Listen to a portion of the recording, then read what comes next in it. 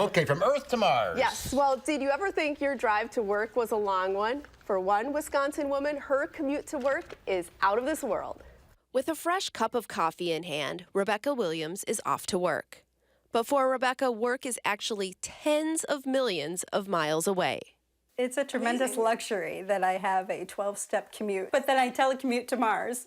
Yeah. That's right. Rebecca works on Mars.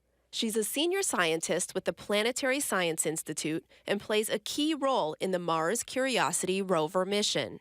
But I'm mostly involved with making decisions for what the rover will do tomorrow or the next day. Williams is part of a 400-person team from 13 countries. And together they network and decide where Curiosity should go and what science experiments it should perform. All of which she's able to do out of her home office in Waunakee. The Curiosity rover is an extraordinary piece of machinery. It's quite large. It's the size of an SUV. It's 1 metric ton, and it's a roving science laboratory on Mars that we operate here on Earth. Curiosity has 17 cameras and numerous high-tech science instruments on board. It has a laser that we use almost daily to zap rocks, and we look at the plasma to determine what elements are present. And then we also have a drill that we're able to acquire samples and put them into some more sophisticated spectrometers and an X-ray diffractometer inside the belly of the instrument. And then we can determine the mineralogy. Williams' main area of focus is the ChemCam, part of the rover that combines a camera and a laser. And then we decided that there was a rock we wanted to do a 5x1 on. Here's a before and after picture. So here's a rock target, and the ChemCam instrument takes a black and white image zoomed in on the rock before it fires the laser, and then it will fire the laser 50 times at a spot. The original mission of Curiosity was to look for evidence of habitability, if life was ever present on Mars. And very early in the mission, within the first year, we have found concrete evidence supporting the fact that this is, in fact, a habitable planet. And Gale Crater was selected in part for the landing site because we see these large river channels that carve into the crater rim and terminate right where we landed.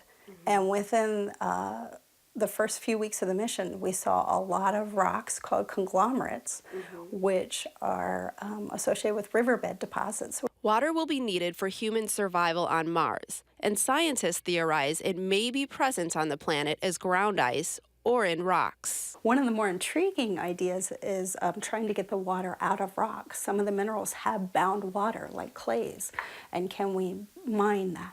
After years of visiting Mars from her home office, Williams would love to see the planet in person someday. I wanted to be an astronaut growing up, and that passion has not abated. But this helps. I get to be with my family at night and still get to explore another world.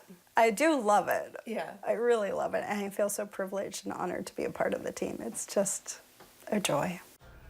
And here's something interesting. The International Astronomical Union is the official naming body for locations on Mars, but the science team, which is the part of the team that Rebecca is a part of, they assign unofficial names to areas for publication in science journals. And Rebecca tells me she's gotten to name various rocks and regions on Mars. One area in Bell Crater she named Lodi, after Lodi, Wisconsin, but she says there is not a Waunakee on Mars yet. So Waunakee is the only Waunakee in the world and in the universe. In the entire universe. Right? And maybe it should remain that way. Yeah, I guess. But that's pretty amazing. Isn't that amazing? You know, they all have to come to this agreement on the science team. She's called the GeoCop, which is the geology keeper of the plan.